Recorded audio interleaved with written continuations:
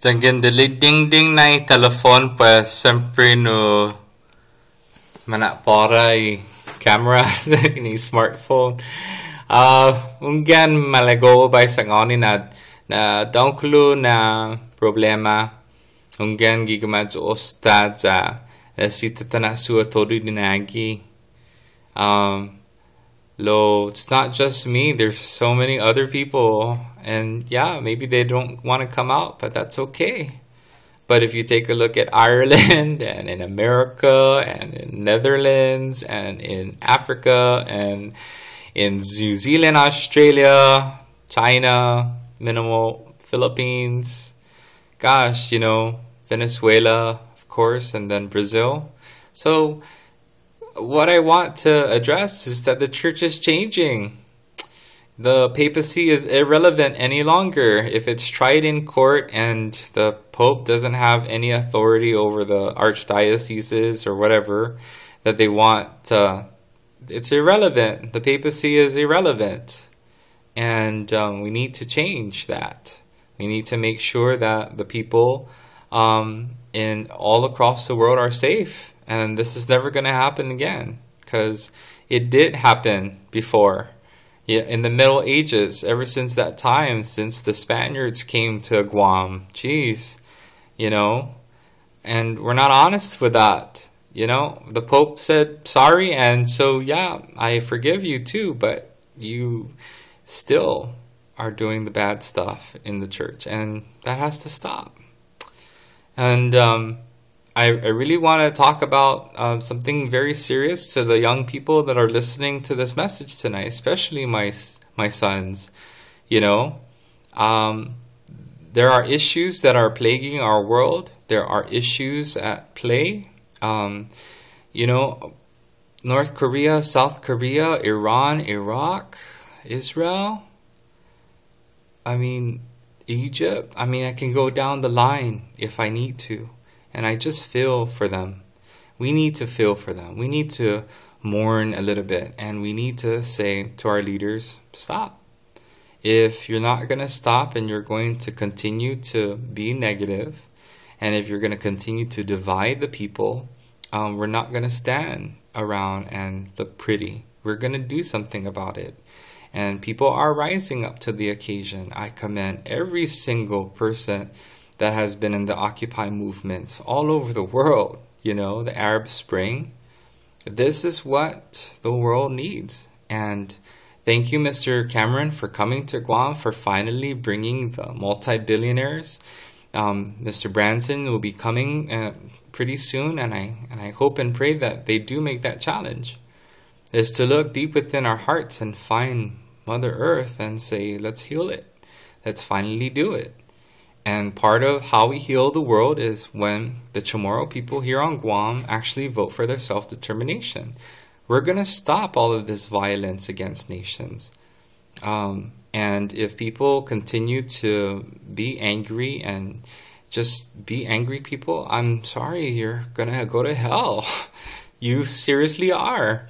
And I'm praying for your soul. I'm praying that you do the right thing. And you not make money the issue. I'm sorry, but money is no longer an issue. Oil is no longer an issue. I think that we can help each other out. As of late, people have been wondering about the elections. And yeah, there are big problems that are plaguing over this Calvo Tenorio administration. And I feel sorry for them, but they're partly to blame. They're the ones that conspired to do all of this forgery and all of this, complete disregard for the people. Money can't buy happiness, guys. And no matter what, the courts will hear it. No matter what, the elections can always be overturned. It is the people who will vote for you and who can take you out. That's why we need to respect the office. We need to respect, yes, perhaps, the election laws, the laws of the territory of what it has been since 1950. And if we do not obey the laws, then a new government is coming. And I feel it in my heart that if you do not wake up and you do not realize that, to all of your fellow Guamanians, I mean, come on, you're Chamorro, guys. Stop acting like the colonizer, the basic. Treat each other with decency and respect. And first and foremost, speak Chamorro. You guys cannot speak Chamorro. I have yet to hear your address fully in Chamorro. And I pray that Governor Carl Gutierrez becomes the governor of Guam again. He, as our Sina, out of all of them, we need to pay some respect to our elders. And we need to make sure that that man is okay. Because guess what? We all make mistakes. We're not perfect, but you need to learn how to forgive. I've done it. And the person that they're pointing fingers at me with regards to I forgave him. But if you're going to still stay inside the priesthood and you're still going to do bad things or behind the people's back, then you need to step away. You need to resign. Especially the Archbishop needs to resign already. And all the fellow priests that know something about this need to speak up. Because I'm not going to stand alone and wave my flag. I've done that many, many times. But you need to be adult. You need to teach our kids how to do justice and to end sexual abuse on our island and do something about it. If we continue to ignore the laws, if we continue to disregard each other, then I'm sorry, you're asking for major warfare for the rest of your life.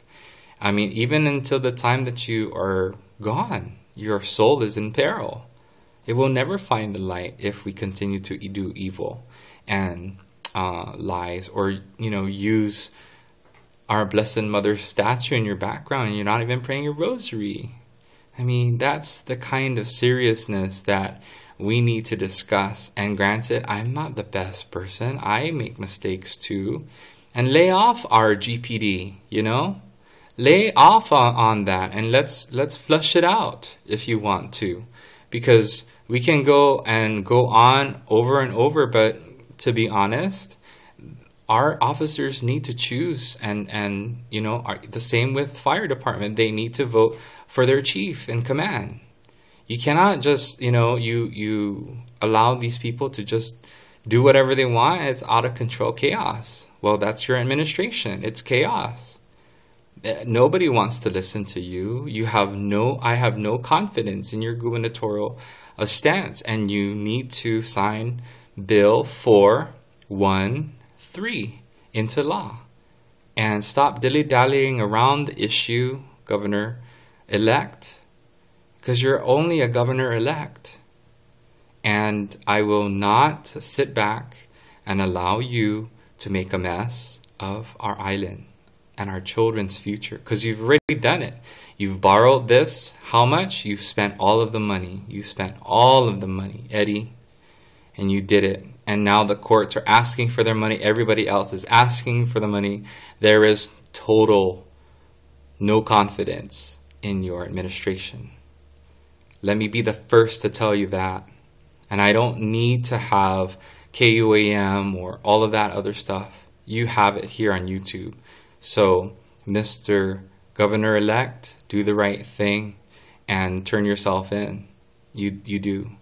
And if you don't, the FBI and the CIA and all of that other stuff is definitely on your case, because it's not just touching Eddie Calvo and the Calvo family. This is touching Ray Tenorio, Michelle Lemtiaco, Lenny Rapadas, every single person who voted no on that bill are on it. Because as a young Chamorro leader on our island of Guam, I beseech you to do the right thing and to stop playing games with our vote, with our votes. And once that bill is signed into law, whether you choose to sign it or not, once it becomes law and we have the audit, I know in my heart that the gubernatorial race of 2010 was to a Democrat named Carl T.C. Gutierrez and Frank Blas Uggan Jr. And if you want to go to court, we'll go to court. And I'll use Robert Underwood's money to take you to court. Thank you. Ladies and gentlemen, it might sound like I am, but let's be honest. Let's remove all of the disgust and let's just be honest. I might not be perfect. I might make mistakes. I might have hurt people, but at least I'm humble enough to say I'm sorry, and I'll try better, and I'll be better, because my people are looking for leaders. I want to be that leader. I want to be that voice, and I want to take our people, quite honestly, to the promised land. That's where we belong. So, signing off this evening, thank you for your time. Sandong na si Zeus Maasi. Be loud, be proud, and be Chamorro.